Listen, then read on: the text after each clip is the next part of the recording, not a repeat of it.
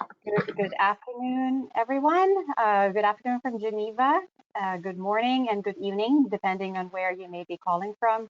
My name is Marisol Estrella. I work with the UN Environment Program in the Resilience to Disasters and Conflict branch based here in Geneva. And I would like to welcome all of you to this webinar. This is actually a webinar series that we started in the early part of this year, and this is the second webinar that we are now bringing to you. For those of you who caught the first webinar, we focused on the alignment of climate, energy, and oil and gas policies. And now we will be focusing this day's webinar on available technologies that contribute to climate mitigation in the upstream oil and gas production. So this webinar series is really focusing on enabling oil and gas producing countries to transition towards a low carbon future and become part of the global effort to reduce emissions, greenhouse gas emissions, and of course to mitigate climate change and climate change impacts, which are in fact now being felt around the world in the Northern Hemisphere as we speak, and in many other parts of the world in other regions.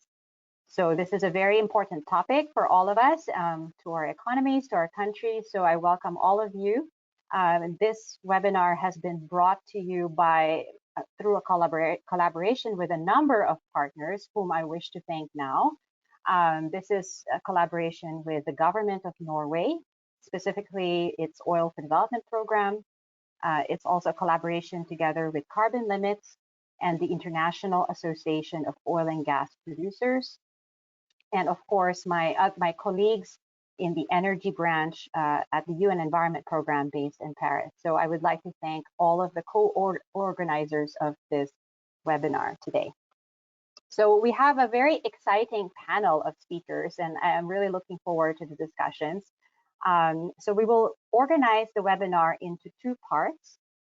There will be the first panel of speakers, which really will focus on greenhouse gas emissions from the perspective of methane emissions reduction. We will hear about the set of emissions reduction and energy efficiency measures that can be undertaken. And also some of the global initiatives and partnerships that are ongoing with respect to methane emissions reduction. So for this panel of speakers, I would like to call on our presenters to introduce themselves briefly. Julia and Benjamin, you can come on camera and just briefly introduce yourself, please. Thank you, Marisol. Good morning, afternoon, evening, everyone. It's a pleasure to be with you today. I'm Giulia Ferrini. I work as a program officer in UN Environment Program, where I manage the oil and gas methane partnership, and I'm involved in all UNEP's work stream that deal with removing methane emissions from the energy sector. Thank you, Julia. Benjamin? Thank you, Marisol. Really good to see a lot of people online. Really excited to be part of today's webinar with all of you. My name is Benjamin Eras. I am a senior consultant for Carbon Limits. Carbon Limits is a consulting firm based in Oslo, Norway, and we specialize, among other things, on methane management, from site work to actual strategic and policy recommendations, and of course capacity building activities. So very happy to be here and looking forward for my presentation and to hear all of you. Thanks. Thank you very much. And then we will finish the first round and have a Q&A section, and then we will continue with part two. We will have a second panel of speakers, which will focus then on CCS technologies, carbon capture and sequestration technologies. For those of you who are following the sector and the industry, I mean, we know there's a lot of open questions related to CCS. And so we have put together also an exciting set of presentations for you that will be focusing on the key elements of what we mean by CCS, the different applications for them, and the different challenges and risks associated with their implementation. So I would like to then call on our panel 2 set of speakers and introduce themselves, please. Thanks.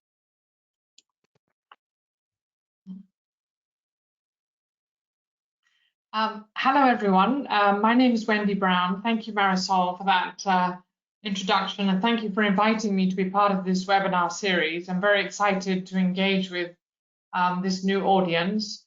So I'm IOGP's Environment Director based in London, where I direct our work on environment, low carbon and decommissioning, manage 2 science joint industry programs, and undertake regulatory advocacy and engagement on behalf of the upstream industry at the regional and international level. I'm a biologist and I've worked for the industry for 32 years, and I'm seconded to IOGP from Total Energies. So look forward to speaking to you later. Thank you, Wendy. Oslo? Yes, hello everyone. So I work with the Norwegian Petroleum Directorate, which is part of the Norwegian government, as a field development engineer. And normally, most of the time I work with resource management, which we use most resources on. But for the last years, I've been engaged in the CCS and specifically the Norwegian project, which I will come back to. I've also been working in the industry for 10 years and also had the pleasure of cooperating with my colleagues in Tanzania and Zanzibar for many years. I'm not an expert in CCS, but I will try to, it's clearly exciting, and I'll try to share some of the knowledge I have. Thank you. Thank you very much. So as you can see that we do have a very interesting and wide variety of experts we have today. So I will look forward to your questions from our audience. So I see that we have now close to 200 people signed in. So just to go over some of the logistics related to the platform, for those of you who are not familiar with the GoToWebinar platform, you may post your questions in the chat box or questions box that you see on your dashboard, and we will take as many questions as we can after each panel. So we will go through them, and just to let you know also that this webinar is being recorded, so it will then be available for later viewing on our YouTube channel. So you should be able to see it and also share it with other colleagues who may have missed this webinar. So again, a warm welcome to our panel speakers and to our participants on the platform. Thank you very much for joining us.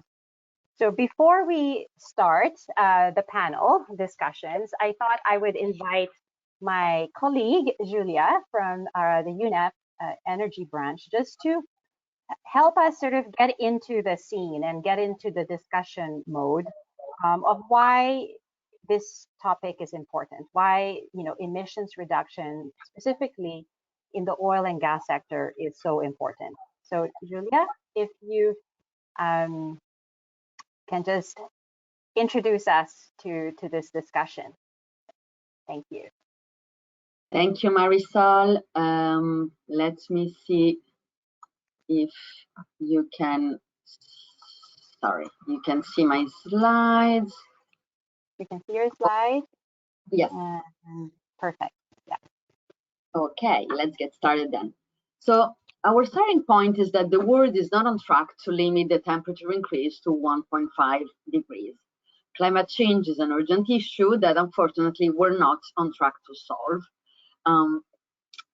This slide is taken from UNEP's emissions gap report that analyzes the latest scientific assessments and compares where the science tells us we should be if we want to reach the temperature goals of the Paris Agreement of 2 degrees and 1.5 degrees, and where we actually are in terms of emissions, looking at countries' nationally determined contributions.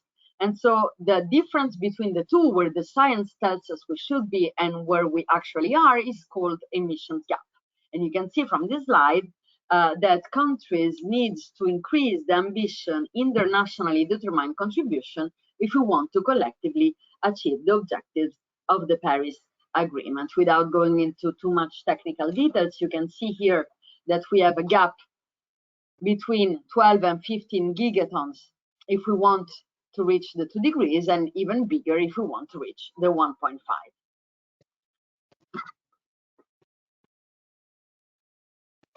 Methane is a powerful greenhouse gas, and reducing methane emissions could help limit the temperature increase to 1.5 degrees.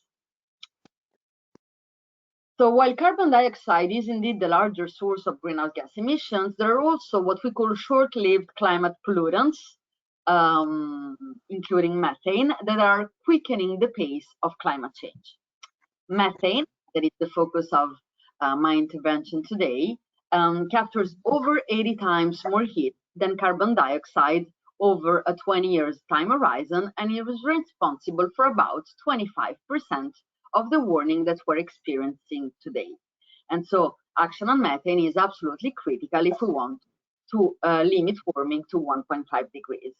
We have less than 10 years to reach this target, and in the meantime, atmospheric concentrations of methane are increasing at the fastest rate since the 80s. And so if no additional policy is taken, methane emissions will continue to rise through at least the 2040s. The good news, though, is that according to the Climate and Clean Air Coalition's global methane assessment, global methane emissions must be reduced by 40–45% by 2030 to reach the Paris Agreement, and this would allow us to reduce climate warming by 0.3 degrees Celsius by 2045. So the good news is that we know how to do this. The fossil fuel sector is a major methane emitter with the greatest potential for cost-effective emissions reduction. So we can see that that there are other contributors. You can see waste and agriculture, but the area where the mitigation potential is higher, as you can see from this graph, is definitely the oil and gas sector, followed shortly by the coal sector. And so if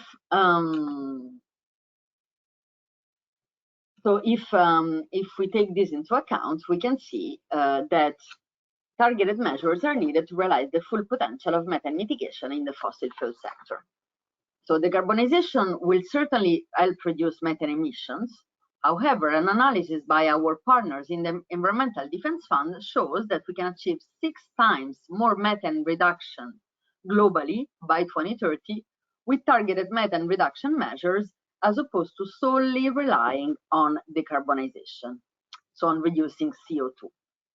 In the oil and gas sector, a combination of broad decarbonization strategies and direct methane mitigation from fossil fuel infrastructure would triple the amount of warming avoided by mid-century.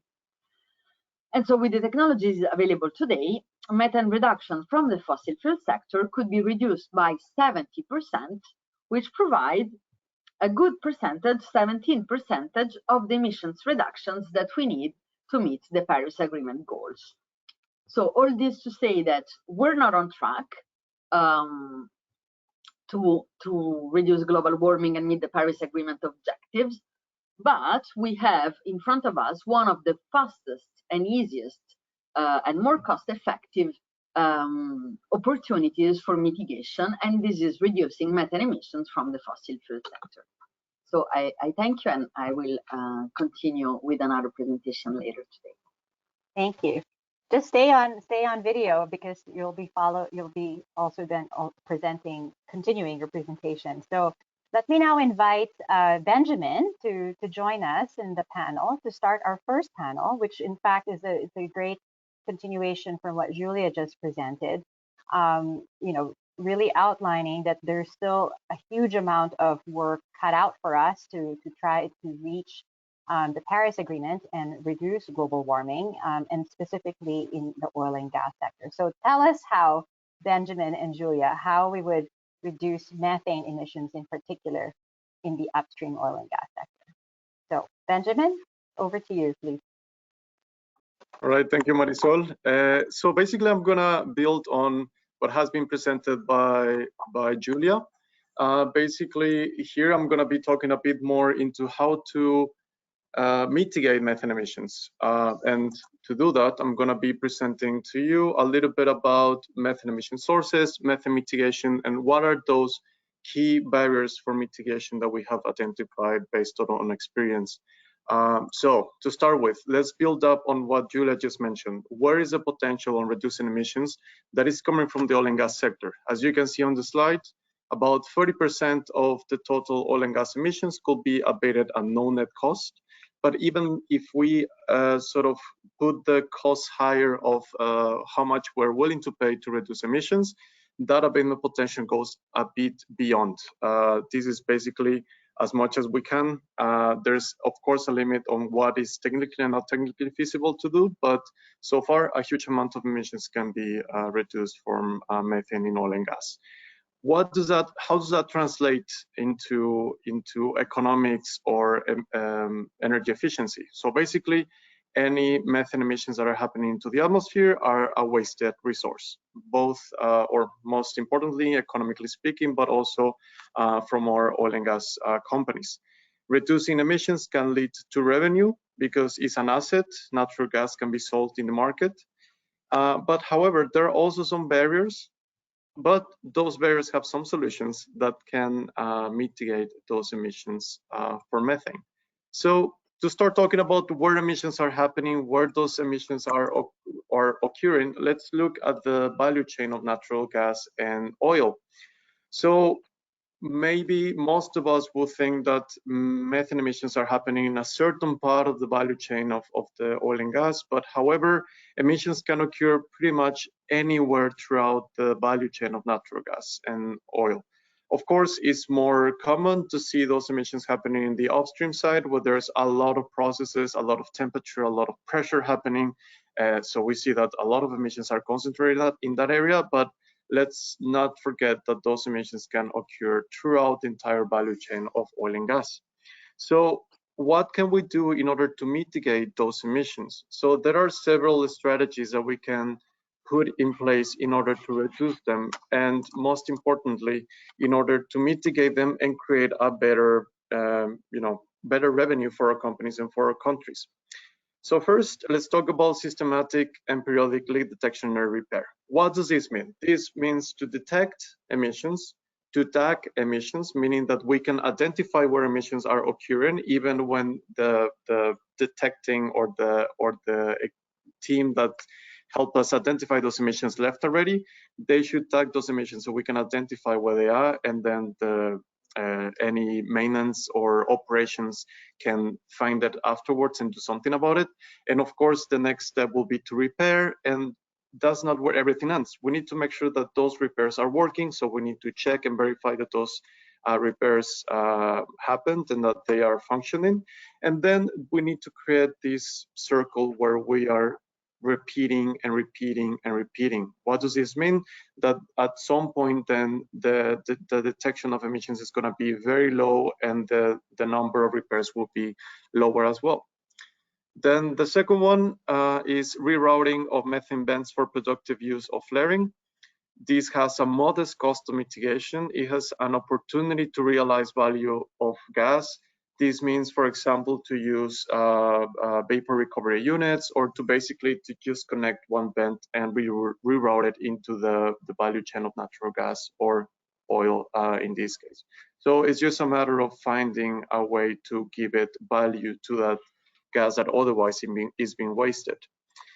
The next step, or another comprehensive mitigation program factor that is included here, is the replacement of high emitting equipment by best available technologies. There are alternatives pretty much for any high emitting equipment. For example, we can talk about wet seals compressors, and basically what we do is we just get dry seal compressors. There are additional co-benefits to consider. And there's, of course, this consideration that we need to keep in mind, and it's the fact of we need to keep modernizing our operations and our equipment. And in order to do so, we need to identify that if we are to modernize and to replace certain equipment, we need to find those equipments that are low emitting. Second, or fourth, is the guidance to minimize emissions during maintenance.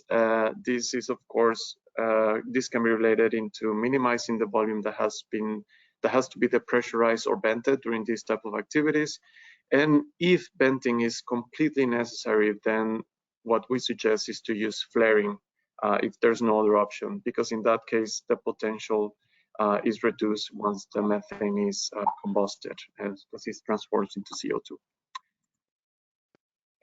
Then we move into procedure to minimize emissions during engineering. And let's keep in mind that, of course, the design phase is a place where we can just reduce as much emissions as we can, because that's the best and greatest opportunity for us to plan ahead and to identify what are those equipments that we can implement from day zero and that won't be causing us any issues in the future in terms of venting or fugitive emissions. Of course, we need to have a good system that is going to be periodically looking at how it's operating and to make sure that those operations are keeping in track and that are somewhat efficient and that they are not creating any extra emissions that they should. But in the first place, we need to make sure that we are implementing the best technology available out there, or at least the least polluting technology available.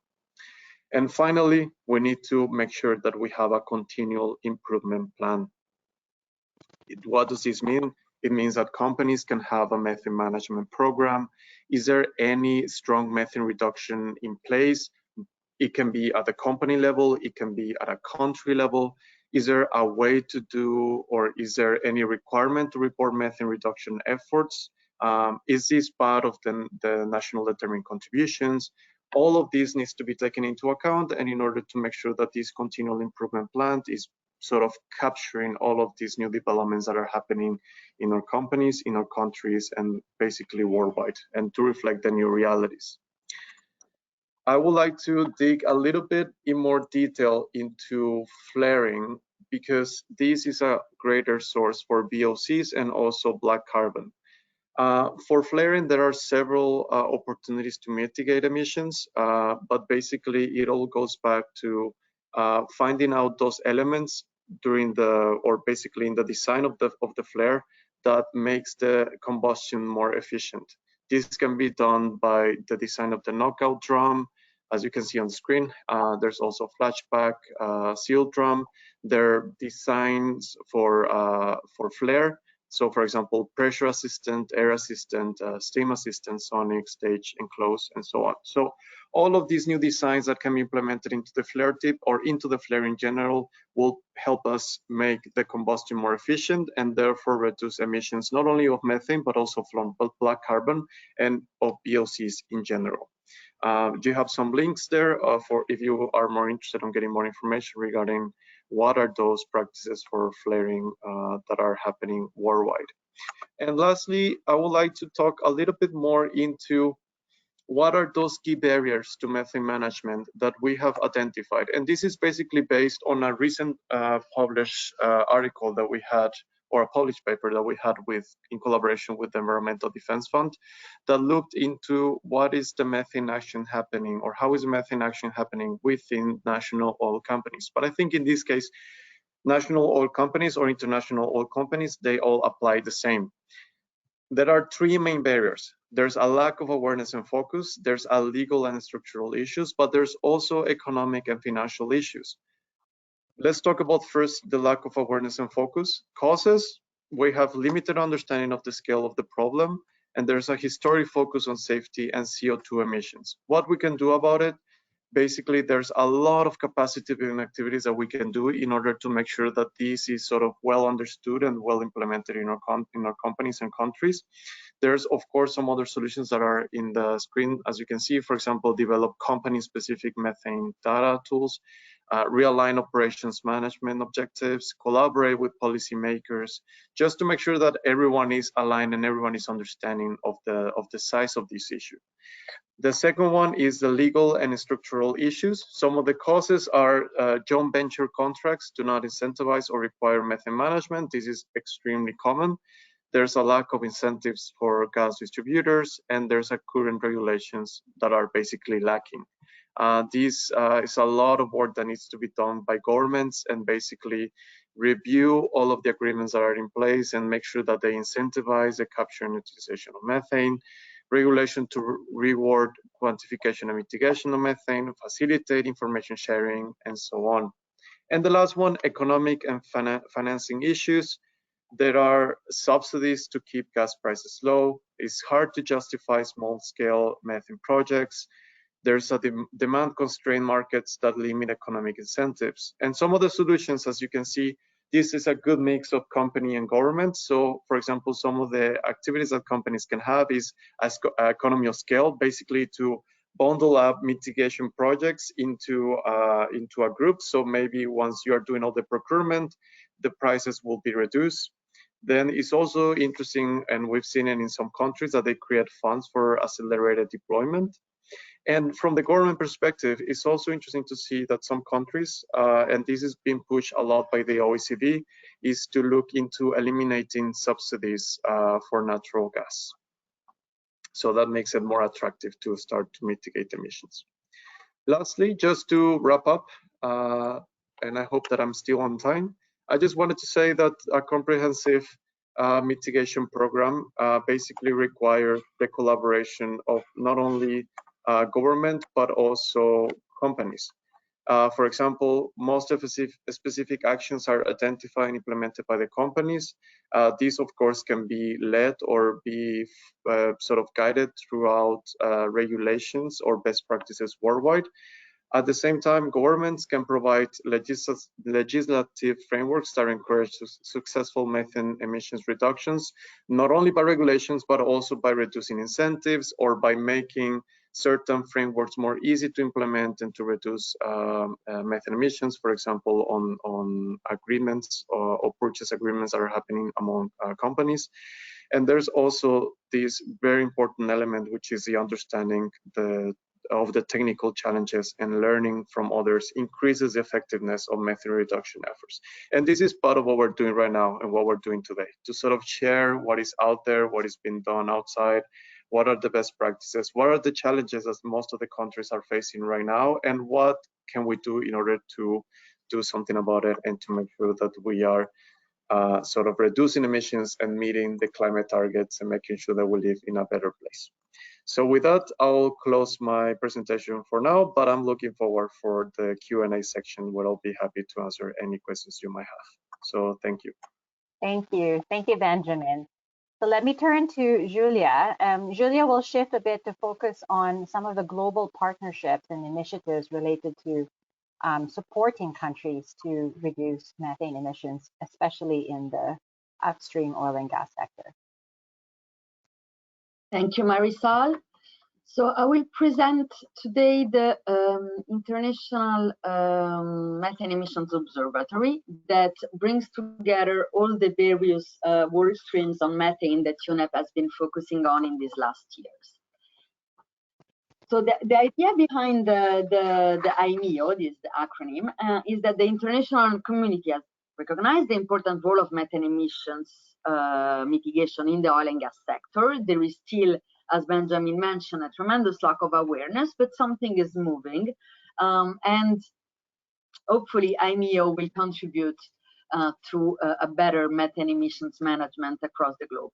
The idea is that IMEO will provide near real-time, reliable and granular data on the locations and quantity of methane emissions that will enable policymakers and decision makers in international and national oil and gas companies to target strategic mitigation action. It was established by UNEP with support from the Commission, and it will be launched in the fall around COP more soon.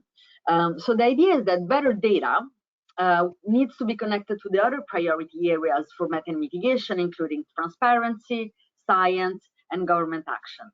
And so while there has been action on all three elements, and we're gonna see this in a bit, there was no entity today that was connecting the three pieces together. So the idea for IMEO is to be this, we like to call it this big data action institute that will provide a better understanding of methane emissions from the energy sector globally. The IMEO will do that by providing consistency among multiple methane programs. And so it will collect and analyze company reporting provided through the Oil and Gas Methane Partnership that is hosted by UNEP. The Oil and Gas Methane Partnership, some of you have heard about it already, is a comprehensive reporting framework for oil and gas companies that requires them to report on their operated and non-operated assets at an unprecedented level of accuracy and granularity across all the value chain. So member companies will contribute data to the OGMP. We have today 72 member companies, counting among the biggest international oil companies and a number of mid and downstream companies and national oil companies. And so this data will be shared with IMEO. So IMEO will have industry data based on direct measurements. It will look at scientific measurements, satellite measurements, and integrate these multiple data streams to provide an empirically verifiable data sets of methane emissions that will help to hold companies accountable to their methane performance goals. So by providing a comprehensive understanding of where and how much methane is emitted, IMEO will then work with governments and with companies around the world to connect this data to effective mitigation actions, because of course we're so much interested in the data because it can lead to mitigation actions. Data is not an end goal in itself, of course, it's just a means to mitigation. But the issue with methane emissions today is that we don't know where and how much methane is being emitted. There is an underestimation in countries' national inventories of methane emissions, because these rely on emission factors and are not based on direct measurement. So our hope is that thanks to the Oil and Gas Methane Partnership, which requires companies to go and measure methane emissions in their facility, and thanks to the scientific studies that have been undertaken and that IMEO will continue to commission, and thanks to satellite measurements that are becoming more and more available, there is going to be an opportunity to reduce methane emissions. Now, how will we work with governments on methane emissions reduction? Some of you may have heard about the Global Methane Alliance that brings together governments, NGOs, and international organizations, but also financial institutions and industry, support methane reduction in the oil and gas sector. We count among our partners the International Energy Agency, Cleaner Task Force, the European Bank for Reconstruction and Development, the Oil and Gas Climate Initiative, the Environmental Defense Fund, and the Climate and Cleaner Coalition. All our partners work with us to provide awareness raising and training to governments on how to reduce methane emissions. Countries that join the Global Methane Alliance commit to include a methane reduction target in their nationally determined contributions or other national policies, strategies, and planning documents. And once this commitment is taken, then GMA partners will work with these countries to ensure that they can achieve these targets through awareness raising, capacity building, but also emissions estimate and policy development. Our partners in the International Energy Agency are now developing policy and regulatory support to help countries issue methane regulation. So this is another opportunity to engage on methane emissions reduction, and we very much look forward to discussing this in more details. You'll find my email at the end of the presentation, and you're absolutely welcome to reach out. Thank you, Julia. So let me just sorry, just one Just one last slide on how I need to do all this, just to summarize. So it will collect the data, companies' data, science measurement studies, national inventories, and satellite data. It will apply big data, data science, and machine learning techniques in ways that haven't been tested so far. Will reconcile inconsistencies and identify gaps. If, for example, a company reports a certain amount of emissions from a country, but then satellite measurements or scientific measurements tell us a different number, then we will look into reconciling the inconsistency. And the final product, as I was mentioning, will be this annual report on the state of the art, on the state of methane emissions globally. So I'll stop here. Sorry, Marisol, for taking extra time. No problem. Thank you. So I just wanted to then, ensure that we had some time for some discussions, because there are some questions actually posted on the chat now. And I think there is one question about incentives. There's several questions actually around incentives. So maybe I'll start with Benjamin in terms of, incentives for companies to, invest in methane emissions reduction. To what extent do climate change policies and plans really play a role in making that happen in the country, and in particular also in incentivizing national oil companies to invest in methane emissions reduction? Yeah, thank you, Marisol, and thank you for the question. So this is actually something that is very interesting, and it's something that I also experienced while I was working in Mexico. I'm a Mexican, and I work for the federal government there. And what you see is that the NOC somewhat sort of works as part of the government, as another entity, as part of the government. So anything that comes from the high level, meaning presidential level or commitment level, that is in a top of the administration, is very easy to permeate throughout the administration, including the NOC. So, for example, if we see that the government is extremely committed into its climate goals, or because I saw another question that is a bit sort of connected into this. If we see that these climate goals are also connected to the energy efficiency goals or energy production goals, then you see that there's a lot of communication and a lot of easing the way into reducing emissions in general. And of course, reducing methane emissions will be one of the outcomes of this. So there's a lot of political willingness that needs to happen in these countries in order to make this happen. And when it happens, then I think that's the best type of scenarios that we can expect in these countries. I think you also mentioned, coupling the policy incentives with the financial incentives as well. Now, if you turn to the technologies itself available to reduce methane emissions, there was a question about the scalability of those technologies. Would you like to comment on that? Right. How accessible they are, and yeah. Sorry. So basically, all the technologies that are out there are pretty much on a commercial scale. They're easy to access. Some of them, as I mentioned, they're easy to scale them, in a sense that you can just build up your capacity on certain type of equipment. So, for example, on leak detection and repair, is extremely easy to start doing some campaigns in the company with only one camera.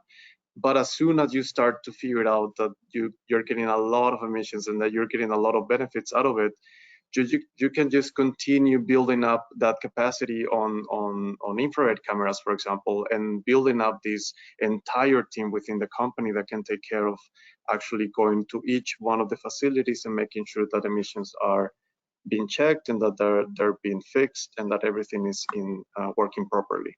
And of course, is in a proper inventory and so on. So it's quite easy to implement them, I would say.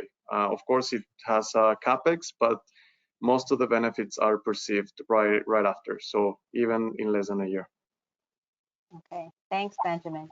So let me turn to Julia. You have some questions also directed to yourself.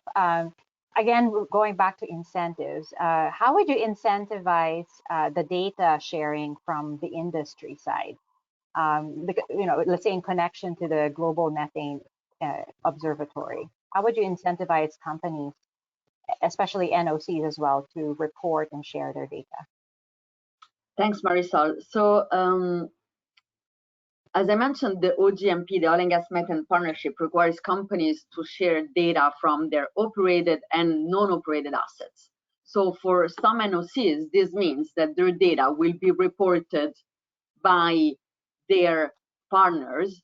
And so the incentive there would be to actually join the OGMP, to be an active member of the OGMP, and to have control of this data, because the data will be reported anyway, but being a member of the OGMP also means shaping how the reporting is done, working on guidance documents, and basically having a direct say in the OGMP. And so this is one of the incentives that I see for national oil companies.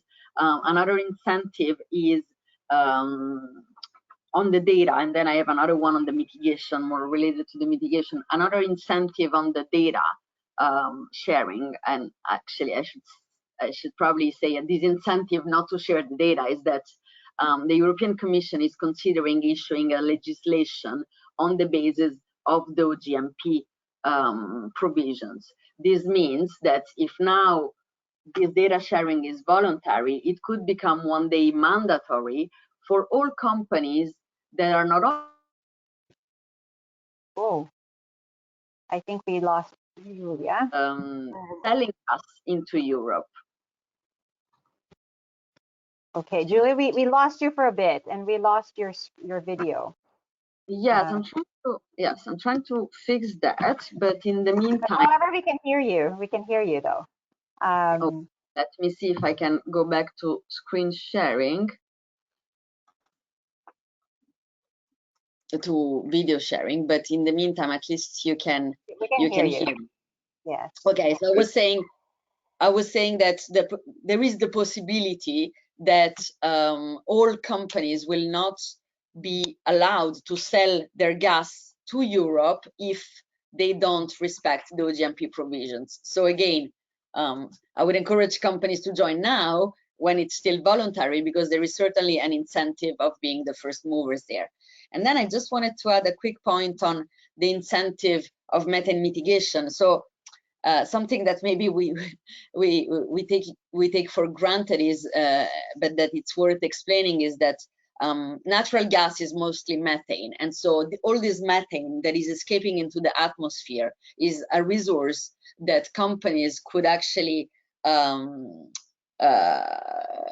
sell or use, even to increase energy access. There is this example from SOCAR, the national oil company of Azerbaijan, that together with an UNDP installed gas capture technology at an oil field that reduced methane emissions by 20%, and then distributed this gas to end users at 15 remote villages that didn't have access to clean fuels. So there is also the opportunity to use these valuable resources instead of just dispersing into the atmosphere.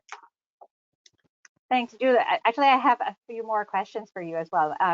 So there's a question from the floor on how can a country join the Global Methane Alliance, and what would the services then be available to the government and industry from that country?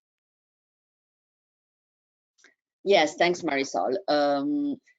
So countries, in order to join the Global Methane Alliance, they need to include a methane reduction target in either their NDC, but since that window of opportunity is closing, also in national policies and documents. And the first step is just to reach out to us, and we can work out the target together.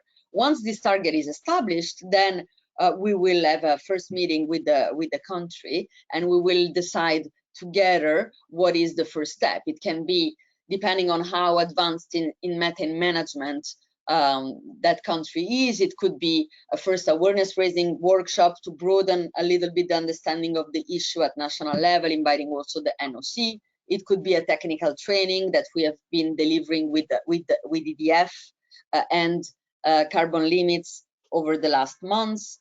It can be an actual measurement campaign. It can be support to develop a policy and regulation. So it very much depends of the stage at which the country is at in terms of methane management, but and it also depends on the availability and including funds availability of our partners. So I cannot commit to anything without knowing a little bit the details, but certainly there are a number of support options available, and I'll write actually my email in the chat so that everyone can reach out if interested. And also maybe the website where they can get more information, that would be great. So then, just maybe taking a bit of a step back. I mean, Benjamin, you're also feel free to jump in here. Like, because we talked about, methane emissions reduction in the oil and gas sector. And you also touched on a little bit on some of the other emissions that can be reduced. Let's say if you address flaring efficiency in terms of black carbon and the VOCs, the volatile organic compounds, which actually affect public health. So if you take these into account, I mean, can you just give us the sort of if there was a bit of a question about, what are the thresholds of really how much can our atmosphere absorb in terms of these type of emissions? And then the second part of the question, again, I think this is related to Julia's presentation. I think you tickled people's imagination about the machine learning and capturing big data. If you were to rely on satellite imagery to get the capture data, how would you distinguish between the data of emission sources coming from oil and gas versus other sectors like agriculture, for example? So I don't know, maybe Benjamin, if you can take the first part of the question. I don't know if you have, you'd like to reflect on that, and then Julia can come in for the second part of the question. Yeah, sure. So I'm not a sort of environmental scientist myself, so I don't have like the proper number to give now in terms of what is the threshold in the environment or for human health. But what I will say though is two main things. The first one is, what is the actual impact of just venting 1 ton of methane into the atmosphere compared to actually venting only 1 ton of CO2, which is what we call the global warming potential. And the other one would be related into what is the actual impact of doing methane action right now and how that can help us sort of reduce or global warming almost immediately. So those are connected. So the first one is, if we release 1 ton of methane into the atmosphere, we're talking that this is about 80 or 84 times the amount of potential that it has from 1 ton of CO2. So if we say that, or just to put it a bit more clear, if we throw into the atmosphere 1 ton of methane, that the equivalent is 84 tons of CO2 into the atmosphere. So if we reduce that ton of methane from going into, or we mitigate that ton of methane from going into the atmosphere, and we keep it into our system and make sure that it's utilized, as Julia said, into creating more energy, or to making sure that the communities that are around it get some type of benefit and so on, or any economic value, we are making sure that 84 tons of CO2 is not being emitted into the atmosphere. So the global warming potential is extremely high of methane. Is a short-lived climate pollutant in a sense that in the atmosphere it only lives between 12 to 15 years. So anything that we do now to reduce methane emissions, we will see the effects right away, and those effects can be sort of immediately being translated into reduction of temperature expectations into 2030 or even 2050. So it has a huge potential to reduce emissions, and it has a huge potential to make us meet the climate targets that we have in the Paris Agreement. So sorry to go a little bit on the side, but just wanted to highlight. I think that, thank you, that was on point. Thank you very much. Julia? Yes, so if I still remember, I was listening to Benjamin with attention, so I probably forgot the second part of the question, but I think you were asking how we can distinguish methane emissions from agriculture, right? So I know that satellites are becoming increasingly more accurate, and methane sats that will be launched by the Environmental Defense Fund at the end of 2022 will be able to pick up only methane from oil and gas. And so with satellites, we will be able to have this granularity in terms of data. I'm not a scientist myself, but I know that in the round of measurement studies that UNEP conducted, the scientists on the ground were able to distinguish what emissions were coming from the energy sector as opposed to waste. But it's true that, for example, we did a measurement in the urban areas of major European cities, including Paris, and the car that is going around and sniffing for methane. It's very we had a demonstration. It was very interesting. Picked up also methane emissions from waste being a major contributor as well. So I know, but I don't know the technology behind it. Maybe Benjamin does. He's way more technical than I am. But I know that this is feasible. And I guess the follow-up question to this is, okay, if agriculture is so big in terms of methane emissions, why are we focusing on the energy sector? Or if waste is a contributor, why energy? So the gas is the same, right? The methane is common to all three, but that's pretty much it, in the sense that we have cost-effective technologies and solutions for methane mitigation in the energy sector that we don't have for the agriculture sector, because of course it's one thing to work with international and national oil and gas companies. It's another thing to work with thousands of smallholder farmers, for example. So it's also the constituency that is different, and that makes it easier to focus on methane emissions from the energy sector. So it's the technologies, but it's also the fact that it's a networked industry. So yes, this is. Yeah, if I can add a little bit into the question, I don't know, Marisol, if we have time. We are actually, we will need to move on to the second panel. Okay. But if you would like to, I would like to invite you, Benjamin, actually to maybe put your response in the chat so people can see it, what you wanted to add. But also if you can point people to a direction of, viable gas projects. I think there was a question on the chat about being able to capture the gas as part of the emissions reduction program, let's say. So if you can point them to some case examples, that would be, I think, appreciated by our participants. Okay. Of course, thank you. So let me close this round of discussion. Thank you again, Benjamin and Julia, for your very interesting presentations. It has generated a lot of questions which is more than we could manage for today. But I hope it helps stimulate some thinking and dialogue with our participants. So thank you. With this, may I then call on our second panel of speakers. We will now shift our discussion on some available technologies, but with a focus on CCS, on carbon capture and sequestration or storage technologies. So there's a lot of discussion and debate that I see on the websites or the internet about this technology. So I'm sure our participants have equal amount of questions.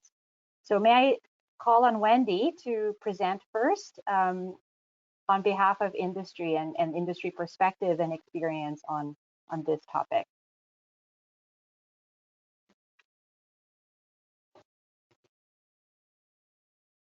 Thank you, Marisol. Can I just confirm that you can see my slides all right? Yes, thank you. Okay, thank you. So hello again, everyone. I'm going to provide you with a brief overview of the portfolio of activities that IOGP is doing to support its members and the wider oil and gas industry to contribute to a lower carbon future and help the world meet its net zero targets. And then, as Marisol mentioned, I'm going to zoom into one of these technologies, carbon capture and storage, or CCS, as we say, and explain its potential use and some of the sort of opportunities for implementation. So just a few words before I get started about IOGP. Hopefully most of you have heard of us, but if not, we are the voice of the upstream oil and gas industry. We speak on behalf of a global membership around 80 of the world's leading publicly traded private and state-owned oil and gas companies, as well as industry associations and major upstream service companies, and we represent nearly half of the global oil and gas production. And over the last 45 years, we've been a forum to share know-how and good practices. We have over 2,000 experts in our 11 committees. And we publish over 40 guidance documents every year, and they're all freely available from our publications library on our website. So, without a doubt, fighting climate change and achieving a low carbon future remains a top priority for both society and our industry. However, there is no single pathway to a low carbon future. There are different pathways, and each region, each country has a unique and diverse energy system as its starting point. And the same is true for the oil and gas industry. We all share the same goal of reaching the Paris Agreement, but the ways we contribute vary. Most of our members have ambitious greenhouse gas, flaring, methane reduction commitments, and I would say over half of them have already declared net zero emissions ambitions or aspirations by 2050. On this slide, you can see some of the main ways how the oil and gas industry contributes to a low carbon future. Starting with the orange square, we need to start by reducing emissions of our own operations. So that includes enhancing energy efficiency, reducing methane emissions, as we've heard about from Julia and Benjamin, electrification of our platforms, reducing flaring. And again, most of our members have signed up to the zero routine flaring by 2030. So both methane and flaring are really urgent to get after in the next 10 years. We've also got investment in renewables, carbon capture and storage, and clean hydrogen. So IOGP is engaged in a variety of different initiatives and projects in each of these areas. For example, we've been supporting the methane guiding principles since 2018, contributing with a range of good practice guidance, including setting methane emissions targets. And we're also really helping to drive outreach of the methane good practices toolkit to ensure every organization is managing methane. We're also, through our Engineering Leadership Council, leading an initiative to contribute through engineering standards and operator sharing and collaboration with a portfolio of deliverables related to electrification, flaring and venting, CCS, and energy efficiency. So I'd just like to also give you a selection of 3 global industry guidance documents that we have currently in preparation. One of them touches very much on the topic which Julia and Benjamin were referring to, in particular the challenge relating to detection and quantification or measurement of methane. IOGP is leading the development of a recommended practice for methane emission detection in the first phase and then quantification in the second phase, in collaboration with OGCI and IPICA, and a consultant, an academic team, and an independent expert panel. And this should be published in later this summer. We're also finalizing a flare management guideline with IPICA and the World Bank's Global Gas Flaring Reduction, or GGFR, partnership that will be relevant for governments and regulators as well as the oil and gas industry. And again, that should be published later this summer. And then finally, turning our attention to CCS, we are just kicked off an industry guideline for seabed and overburden integrity monitoring for marine CO2 storage projects. So there's been a lot of academic work looking at CO2 storage, and we're preparing a really operational good practice guideline of how to do this CCS monitoring, and that will be published next year. So on to CCS. So the first thing that I'd really like to make clear is that CCS is part of the solution to meet net zero emissions. So don't listen to IOGP, you listen to the International Panel on Climate Change or the International Energy Agency. Both have CCS making a significant contribution to their net zero emissions scenarios. And this ranges from 5 gigatons of CO2 equivalent to 18 gigatons of CO2 equivalent according to the scenarios. And this chart on the right is taken from the IEA's roadmap to net zero by 2050, which was published in May of this year, where again you see that amongst the key pillars of decarbonisation of the global energy system, that CCS plays a significant part, accounting for of the order of 1.6 gigatons in 2030, increasing to 7.6 gigatons in 2050. So as I said, this, it varies according to the scenario, but is without doubt clear that, solar, wind, energy efficiency can deliver about half of the emission reductions, but you need electrification, CCS, hydrogen, and other technologies to really get down to net zero. The next thing I'd like to really make clear, as often there's accusation that CCS is really just about justifying, continuing on with oil and gas. So the really important thing is that CCS is critical for a variety of industrial sectors. So this chart again comes from the IEA roadmap to net zero and shows all the different sectors which will need to capture CO2.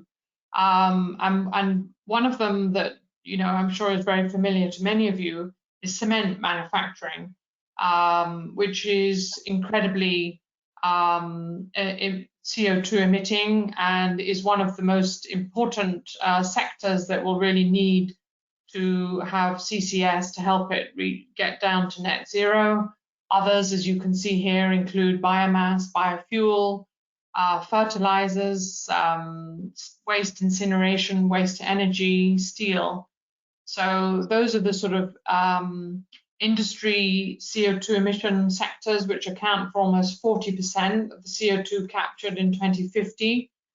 The electricity sector accounts for almost 20%, of which 45% from coal-fired power plants, 40% from bioenergy, 15% from gas-fired plants.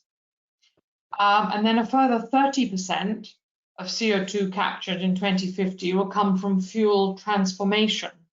So that includes hydrogen and biofuels. And then finally, the remaining 10% is from what we call direct air capture, which is something that is really hardly done at all today, but is something that over the next 30 years will be rapidly scaled up to just under 1 gigaton CO2 per year by 2050. So as you can see, CCS has a great potential to facilitate the transition to net zero CO2 emissions by tackling emissions from existing assets and different industrial processes, by addressing emissions from the most challenging sectors that we mentioned, like steel, cement, chemicals and refining. And it also provides a cost-effective pathway to scale up low-carbon hydrogen production rapidly.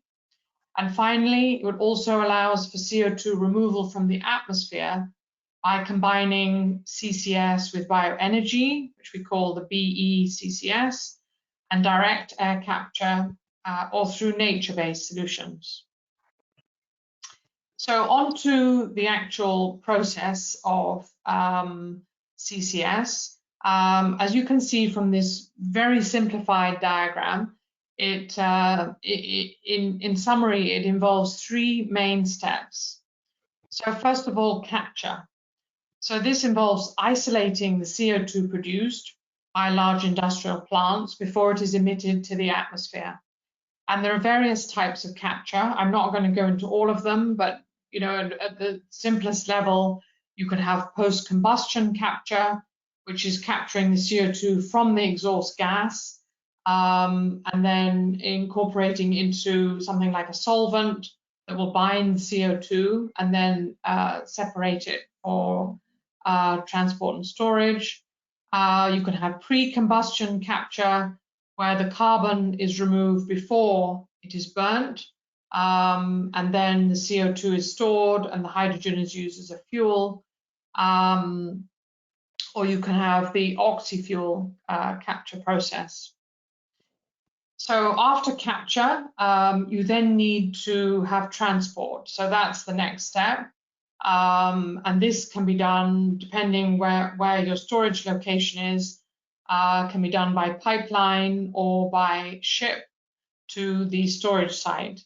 And when we're talking about storage, again, this depends whether we're talking about onshore or offshore, but this is typically into a carefully selected and managed naturally formed underground storage site.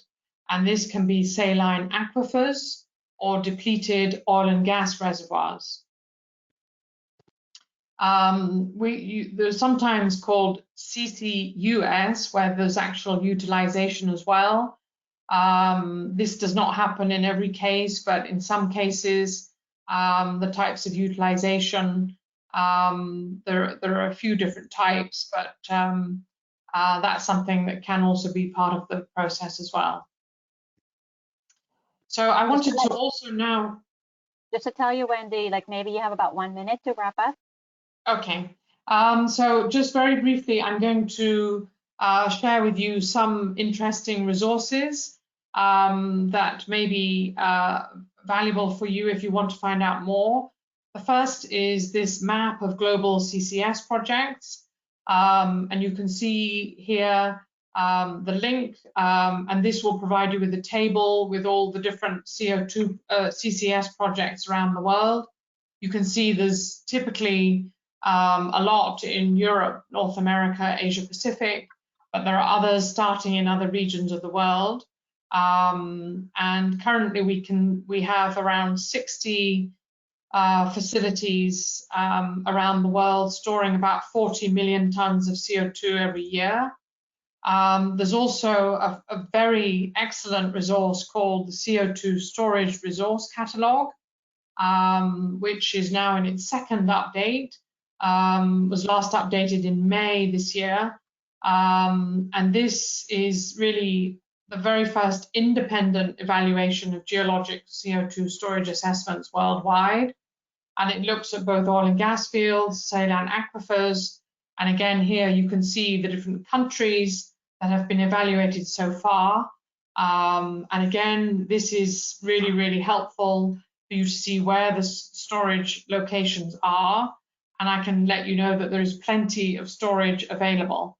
And then the last slide is really, you know, there's a lot of work being done, I can tell you, by a number of different organizations, the industry, Global CCS Institute, OGCI, IEA, looking at how CCS can be scaled up across the world and to identify the best locations for where these projects can be done. And this gives you some of the key considerations for identifying, you know, where the best locations are. And so what has tended to happen is that in projects they're identifying these there's a hub concept where you can have in various industrial sectors located in close proximity, which will together, you know, you can collect the CO2 from all these different industries and they can benefit from synergies in terms of facilities. And these are some of the considerations. So as I said, the actual emissions, where they are, how closely they are situated, the storage, again, whether there's been an evaluation done of the actual, whether it be a depleted oil and gas reservoir or an aquifer, whether there's existing pipelines that can be reused, the whole cost aspects, how mature the policy and regulation are in the country. And here, of course, governments have a very pivotal role to play in facilitating the growth of CCS. The social factors, what are the attitudes, public acceptance to this activity occurring, and then other factors such as whether or not CCS is present in the nationally determined contributions of a country. So these are all factors that will be taken into account to look at the implementation of CCS.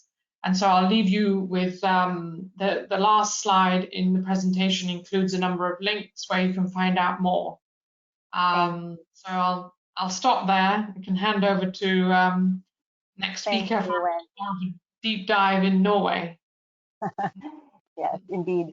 So Oslo, you can now share your screen. And just before, while Oslo is doing that, just to let our participants know that the PowerPoint presentations are in fact available as PDFs that you can download in the handout section of the platform. So if you see that there are 5 the presentations there that have been uploaded, so you can download that directly and save them.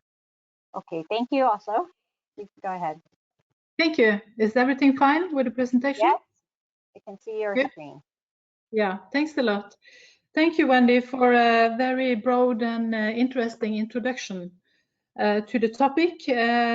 Like you said, I will give you a brief picture of the experience and where Norway are in CCS, and at the end, a few reflections on CCS in developing countries. So first, a picture of the national tax or the national context. In Norway, the CO2 tax to the state was introduced already in 1991 to contribute to cost-effective reductions in CO2 emissions. The sum of the CO2 tax and quota price, which is varying in the market, means that the companies at the moment face a total price for CO2 emissions of around $85 per ton. This is much higher than in other countries with petroleum activities. And we experience that this contributes to the implementation of measures that reduce the emissions significantly, and by almost 7 million tons last year. We can later compare this number to the capacity of a new CCS project. The Norwegian government just announced almost tripling of the CO2 price within 2030, and we already observe how the sector quickly start to update their strategies accordingly. So with this background, let's have a look at the 2 established CO2 storage projects in Norway at the gas fields called Sleipner and Snow White, both with around 7 to 8% CO2 content in the produced gas. For the Sleipner field at left, capture of CO2 was a result of the maximum specification of CO2 in the export pipeline. Approximately 1 million ton a year has been captured since 1996 from the natural gas and injected from the platform, the same platform, into an aquifer around 1,000 meter depth. At right, the Snow White is a subsea field producing to an onshore LNG plant where CO2 has to be removed to avoid freezing in the process. The captured CO2 is then transported in a 160-kilometer pipeline back into the reservoir, but to a separate segment, of course. In addition to avoiding all this emission and for the company to save CO2 tax, this has provided a unique first-hand experience of safe storage of CO2. The CO2 extent in the reservoir has been monitored by seismic, pressure measurements, etc. And the insight is also valuable for research communities and others working with CCS. It has provided all stakeholders with valuable data, as well as confidence and competence when it comes to technology and safety. And data from the Sleipner field is available, openly available for anyone. I like to point on the fact that these projects are regulated under the Petroleum Framework and Tax System. This differs from the separate regulation of storage and transport of CO2, which is a pure CO2 license, and I will come back to that. So the purpose of a pure, what I call a pure CO2 license or an exploitation license, is to store CO2 only. As CCS is developing, this is some reflections on what is necessary to establish and enhance the CCS industry based on our experience. Storage volume by Mother Nature is a premise and has to be mapped and characterized, and I'll come back to that. Politics is the key, of course. Strategies should guide emissions reductions targets and create necessary incentives and conditions to facilitate the energy transition, here illustrated by the Minister of Petroleum and Energy in Norway, Tina Bru, talking to the former director of Equinor, the petroleum company Equinor, Eldar Sætre. And they probably discuss how to move this forward in a cooperation between the state and the industry. Necessary laws and regulations of licensees and activity nationally and not least take into account international obligations. Our framework is based on international treaties like UNCLOS, London Protocol, OSPAR, etc.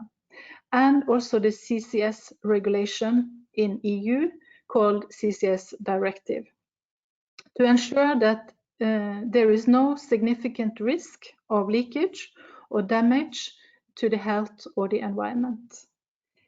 It's about chemistry and a good understanding of CO2 properties and behavior during capture, transport, injection, and in the reservoir. And here is research and development a key. Last but not least, take use of available and also develop new technology to capture, transport, and safely store the CO2, as well as monitor the CO2 in the reservoir. To be able to scale up, this is connected to the possibility to optimize, to create economical projects. So, to those of you not familiar with the storage part, I think Wendy was touching upon it, but a few words. In a typical case, the captured CO2 gas is compressed and cooled down to liquid phase. This is then pumped into a water-filled reservoir, normally, and the illustration at the right shows how and why the CO2 may stay there for unpredictable future. Some CO2 is mixed in the water, like sparkling water that you drink. Some is reacting and ends up as a mineral. But anyway, the CO2 is moving over time and a geological trap has to be present. This said, the behavior of the CO2 has to be simulated and the integrity of leakage risks like faults and existing nearby wells has to be carefully assessed. Please be aware that CO2 injection for enhanced oil recovery is not part of this presentation.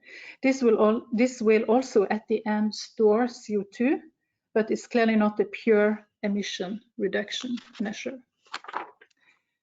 So back to the CO2 storage atlas of the Norwegian continental shelf. This has been prepared to identify safe and effective areas for long-term storage of CO2 on the NCS, which is only offshore. In Norway, reservoir for production enhanced storage is not onshore, which might be the case for many of you. The shelf is thought to offer a significant storage capacity. And the atlas are based on information provided by seismic survey, offshore well, and production data. And during its work on the atlases, the NPD mapped brine-filled formations and other subsurface structures before assessing whether they are suitable for long-term secure storage. And one criterion in this evaluation is that carbon storage should have no negative impact on oil and gas operations, either now or in the future.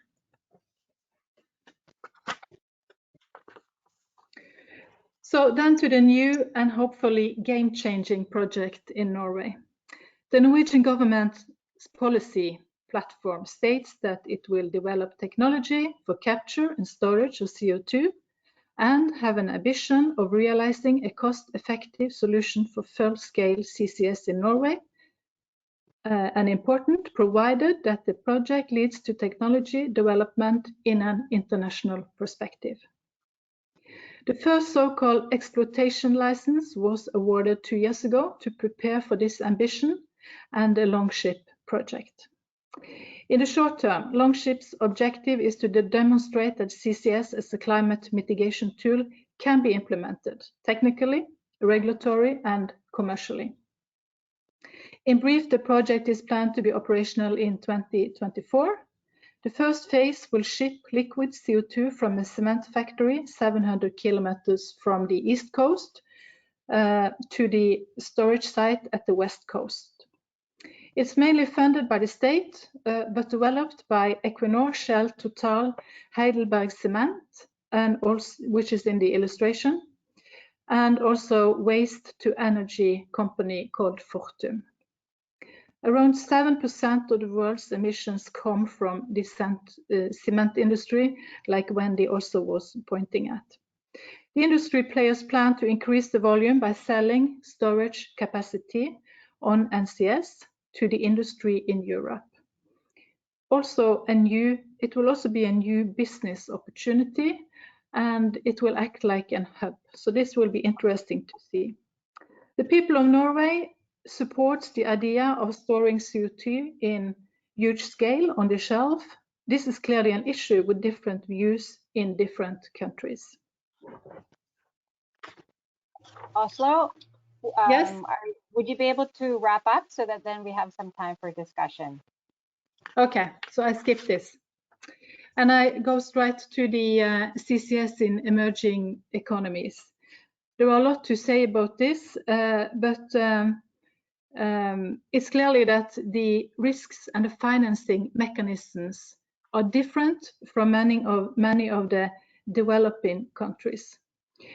In most developing countries, there are few existing government-led policies that place a sufficient value on CO2. This is in part due to lack of emission reduction targets maybe prior to 2020, which have only come about in the form of nationally determined contributions, which are at the heart of the Paris Agreement. Developing countries in general represent high-risk environment for investment in CCS, which create funding gaps for projects. It's therefore the role of climate finance to help close such funding gaps. EU, amongst others, also support developing countries in improving their conditions for mobilizing low-carbon finance. And I point to the recent report, which is financing CCS in developing countries by the Global CCS Institute, will give you a lot of information about this.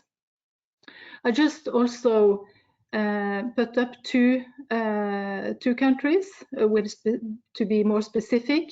In South Africa, I can see that maybe you have some attendances from South Africa, but you have sanctioned the Zululand Basin CCS project.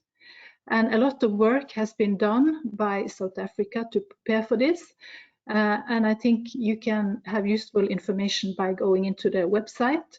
And NPD, my organization, has been cooperating through the World Bank with South Africa for many years.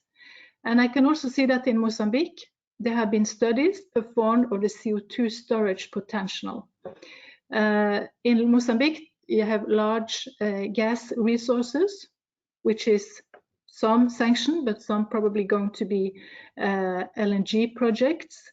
And so it can be good to prepare for the CCS to be able to realize these resources.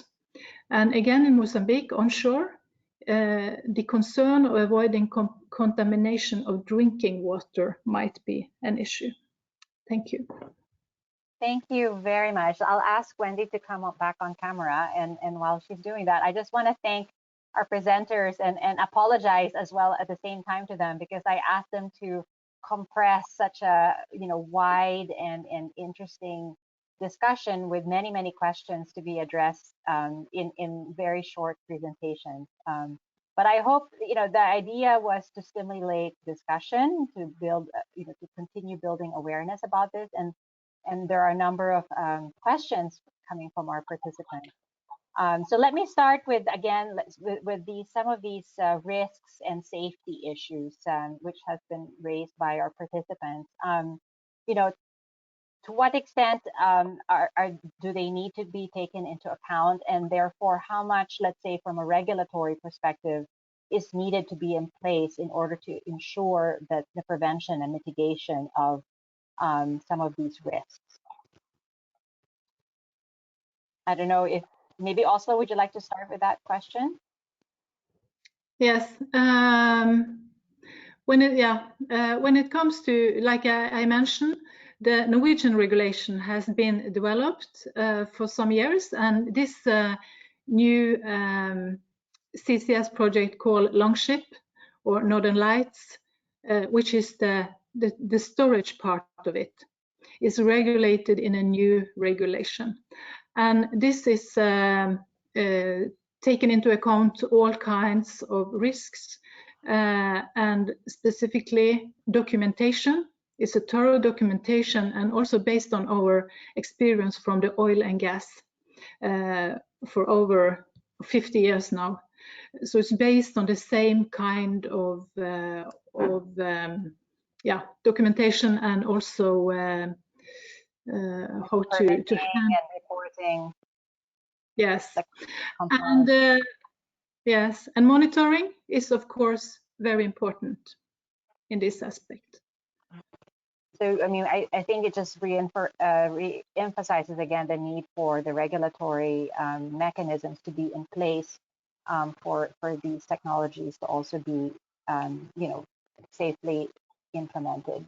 But let me turn to Wendy and get your perspective on that as well. And yeah, if I can just build on that, what Oslo already mentioned. Yeah, indeed. Monitoring, is something that is done, absolutely with all of these projects, and they all rely on very much having a very good baseline to start with, and then to have regular risk-based monitoring. And as I mentioned in my presentation, we're trying to build on the experiences of some of the operators, particularly in Norway and other parts of the world where there have been CCS projects for a number of years, to develop this sort of industry good practice guideline, which will then be helpful for other countries and as these projects as developed in other parts of the world. And it's very much, a baseline characterizing the status and then regular monitoring going through. But I think, as we said, the very important thing is that the storage sites, have themselves held water or oil and gas for millions of years. So, they are very much designed to hold that sort of thing. So, I think, and up to now, the monitoring has shown that, that there's very, very low chance of leakage. So I think, we're on a good track to do that sort of thing in the future. Okay, and let me stay with you, Wendy, to address then the scalability and cost implications of applying CCS. I mean, how at this point in time, based on industry practice, how scalable is it and costly, and then reflect a little bit on some of our emerging economy countries, and how feasible would this be in those contexts? Yeah, I think there is no doubt that the scale required ranges from large to huge. You know, we're all talking, you know, the numbers are quite mind-boggling. We talked about, I think Sleipner was 1 million tons per year. I think with all the current CCS projects, we're talking 40 million tons of CO2 per year. And we said from the IEA roadmap, we need to have 1.6 billion tons by 2030. So the scale up needed is quite phenomenal. But, you know, I think, you know, there are countries, you know, getting after this. If you look at the UK, I mean, Norway is obviously a great example. They're quite far ahead, largely because they have a CO2 tank. They have all that regulation and everything in place, which has really set them ahead. The UK have 6 industrial clusters where project developers are putting together CCS projects, and they can already see how they can get to, you know, the numbers that they need for the amount of CCS within their plan. So there's no doubt there's a huge amount to do, but there are countries already progressing well.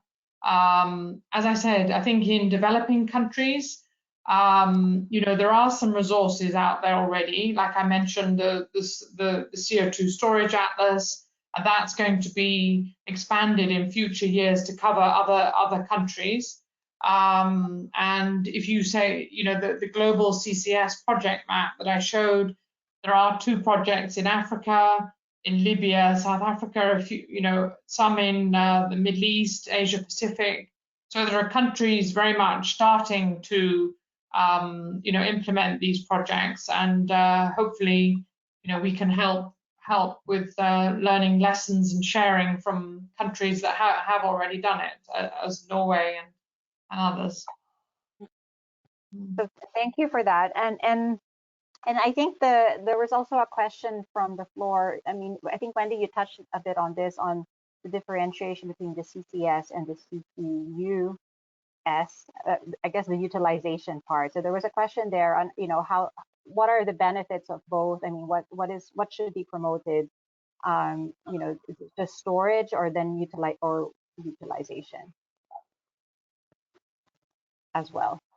Yeah, I mean, the most typical type of utilization today is the enhanced oil recovery purposes, but which I think is used quite widely in, I know in Brazil, in Saudi Arabia, there are a lot of projects where they are using the CO2 for that purpose. But I think there are indeed other utilization opportunities, and I don't know if Oslo has more information on those, but I think it very much depends, you know, as we said, geolocating, you know, what are the opportunities, you know, close by to where the projects are. So I what I see from my standpoint is that this has an increasing focus in the research and development part, and I think we have not yet seen all the products and the utilization of CO2 yet. But clearly today it's used in greenhouses, fertilizers, etc. So it will be interesting to see, because this is value creation that is an important part of CCS, not only as a cost and expense. So thanks for pointing that out. So there's still, in a way, a lot of kind of knowledge gaps or research areas that I think that still needs to be done for this technology to be fully understood, appreciated, and scaled up in terms of implementation. It sounds like. Let me just close with questions that normally come up regarding CCS and it's on. So I'll kind of challenge you both a bit on, but you both touched on it, on the different purposes or objectives when you're talking about CCS, whether it's for purely, you know, emissions reduction, or is it something then that is seen to perpetuate the oil and gas industry rather than helping countries transition away from fossil fuel use? So I just wanted you to kind of just reflect on your thinking on that from both the government perspective and from the industry perspective. Maybe I'll start with Wendy. Yeah, no, I mean, it's very true. We often get accused of, oh, you just like CCS because it's a way of justifying exploring for more oil and gas. Well, I think, you know, you don't have to listen to us. You listen to any external independent expert, you hear exactly the same. You know, the hierarchy of avoid, reduce, offset.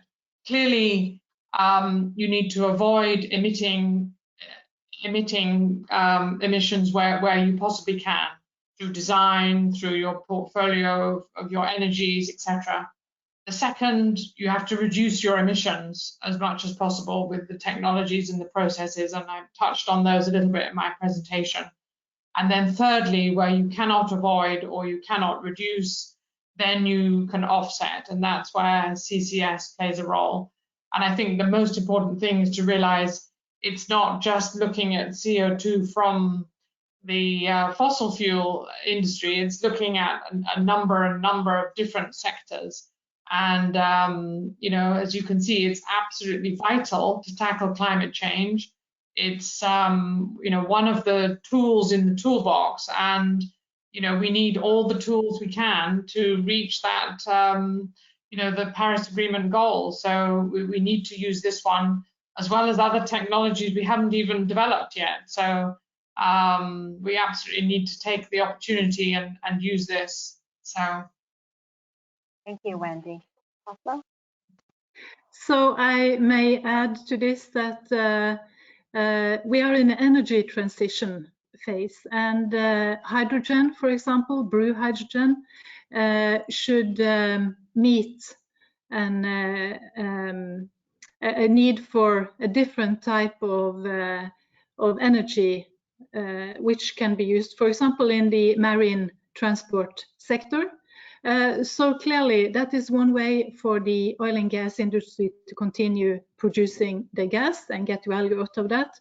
But also, I would say that, for example, the Longship project, that is, it's not oil and gas project. It's a storage project of CO2 from other industries.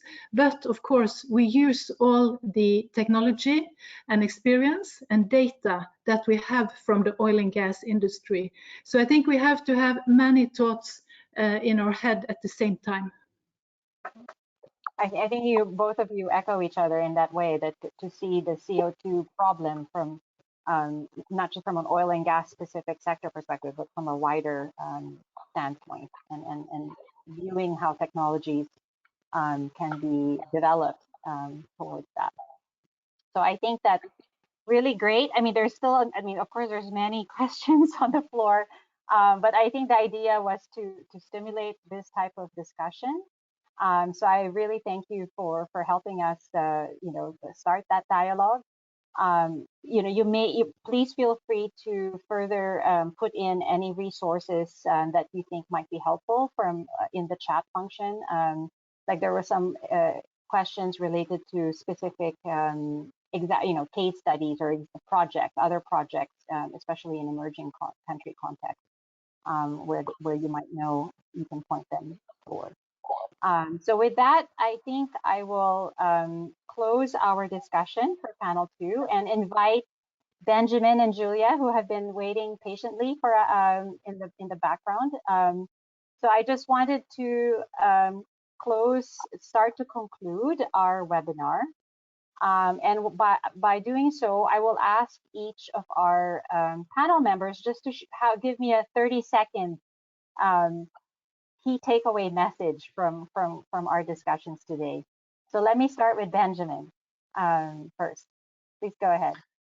Yeah, thank you, Marisol, and thank you, Oslo and Wendy. It was a very interesting conversation about CCUS and everything that is happening in the technology development and implementation. So from my side, I just want to quickly mention that generally speaking, we can say that methane, of course, there are several emission sources that happen around the oil and gas sector, but all of them can be mitigated, and most of them can be mitigated at a relatively low cost or even negative cost.